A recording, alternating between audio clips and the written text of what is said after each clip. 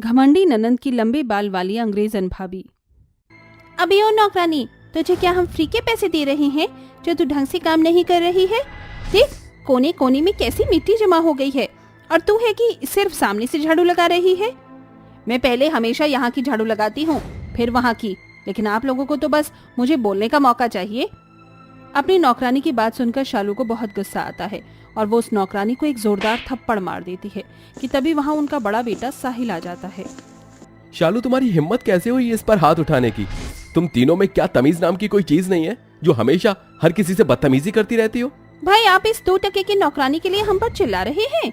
पूनम, तुम्हें क्या हक बनता है किसी के बारे में ऐसा कहने का? अगर हमारे पास पैसे हैं और उनके पास पैसे नहीं है तो इसका मतलब ये नहीं कि हम इनका मजाक उड़ाएं। सुधर जाओ तुम तीनों, वरना एक दिन बहुत पछताओगी। रूपा, पूनम और शालू दिखने में तो रंग रूप से काली होती हैं, लेकिन घमंड तो उनके अंदर हद से ज्यादा होता है।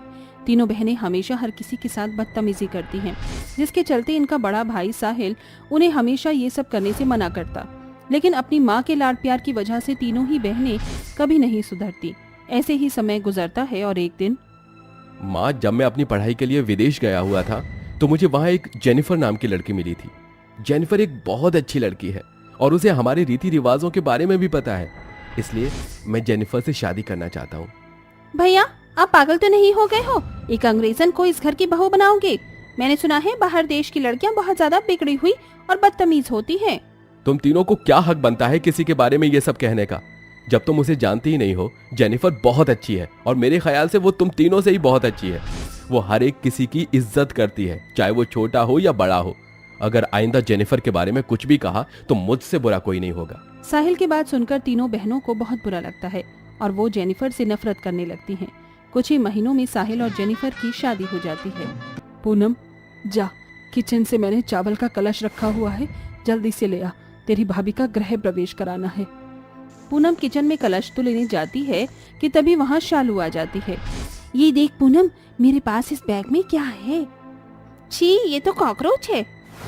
अब हम इन कॉकरोच को इस चावल के कलश में अंदर डाल देंगे। जैसे ही हमारी अंग्रेजन भाभी उस कलश को गिराएगी तो कॉकरोच देखकर काफी डर जाएगी। पूनम को शालू का आइडिया बहुत पसंद आता है, जिसके बाद वो चावल के कलश के अंदर बहुत सारे कॉकरोच डाल देती है और उसे ले जाकर अपनी भाभी के पैरों के पास रख देती है। जेनिफर जैसे ही उस कलश को गिराती है तो उसमें से बहुत सारे कॉकरोच निकलते हैं, जिसे देखकर जेनिफर डर जाती है। Oh my God, cockroach! अरे देखो तो जरा, ये अंग्रेजन कैसे डर गई। तीनों नंदे काफी हंसने लगती है कि तभी साहिल उन तीनों पर चिल्लाता है, क्या बदतमीजी है ये? अपनी भाभी से कौन ऐसा मजाक करता है? इट्स ओके साहिल, जोक ही तो था, आप एंग्री मत होइए। जेनिफर की बात सुनकर साहिल शांत हो जाता है, जिसके बाद साहिल जेनिफर को अपने कमरे में ले जाता है। जेनिफर दिखने में काफी ज्यादा सुंदर होती है और जेनिफर के काफी लंबे और घने बाल होते हैं। वहीं तीनों नंदे काफी काली होती हैं और उसी के साथ उनके बाल भी काफी छोटे होते हैं। अपनी भाभी की खूबसूरती और लंबे बाल देखकर तीनों नंदे उससे काफी जलने लगती हैं और वो तीनों नंदे अपनी अंग्रेजन भाभी को परेशान करने का एक भी मौका नहीं छोड़ती। अरे भाभी, ये आप क्या कर रही हो? आप वॉशिंग मशीन से कपड़े धो रही हो? हमारे यहाँ वॉशिंग मशीन में नहीं बल्कि इस थापी से कपड़े धोते हैं। लेकिन मुझे तो इसका यूज करना नहीं आता। कोई बात नहीं भाभी, हम आपको बता देते हैं। जिसके बाद तीनों काली नंदे मिलकर अपनी अंग्रेजन भाभी को थापी से कपड़े धोने का तरीका बताती हैं और वहां से चली जाती हैं।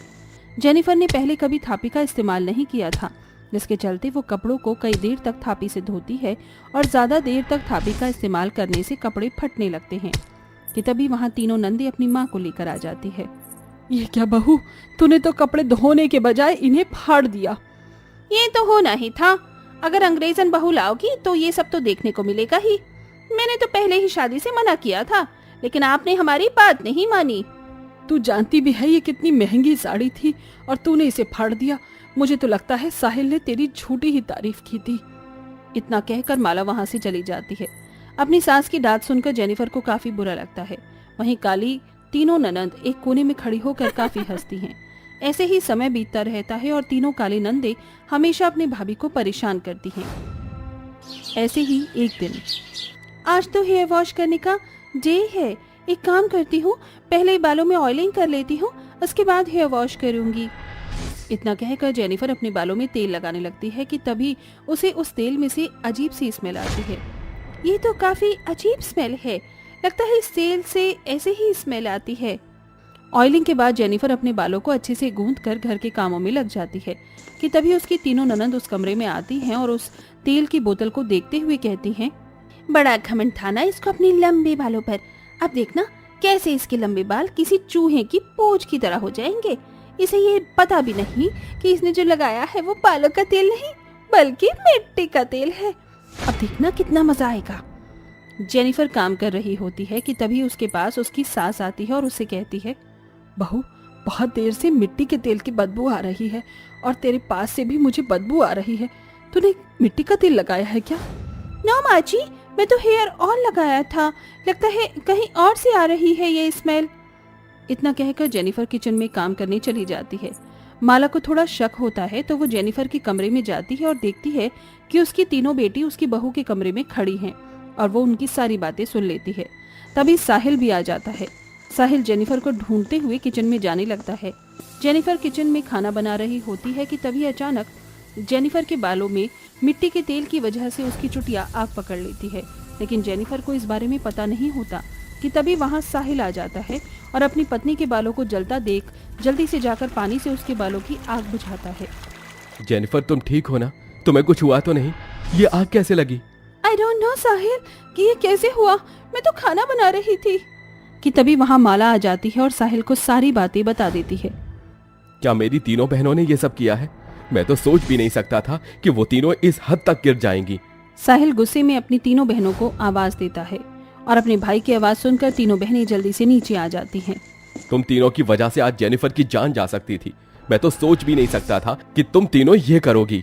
भैया हम तो बस भाभी के साथ मजाक कर रहे थे, इसमें इतना गुस्सा होने वाली कौन सी बात है। पूनम की बात सुनकर माला को गुस्सा आता है और वो अपनी तीनों बेटियों को थप्पड़ मार देती है। तुम्हारे मजाक के चलते आज मेरी बहू की जान चली जाती तो क्या होता, वो मर जाती तो? तुम लोग क्या करते हो? मेरे ही लाड प्यार की वजह से ये सब हुआ है। तुम तीनों निकल जाओ यहाँ से, तुम तीनों इस घर में रहने के लायक नहीं हो। नो माँ जी, आप ये क्या कर रही हैं? आप इन तीनों को घर से निकाल देंगे तो ये तीनों कहाँ जाएंगी? जो हुआ उसे भूल जाइए, आप इन्हें माफ कर दीजिए। अपनी अंग्रेजन भाभी की बात सुनकर तीनों काली ननंद को अपनी गलती का एहसास हो जाता है और वो अपने अंग्रेजन भाभी से माफी मांगती हैं और जेनिफर भी उन्हें माफ कर देती है, जिसके बाद अब तीनों काली नंदों का घमंड हमेशा के लिए खत्म हो जाता है और वो अब अपनी भाभी के साथ बड़े ही प्यार से रहती हैं।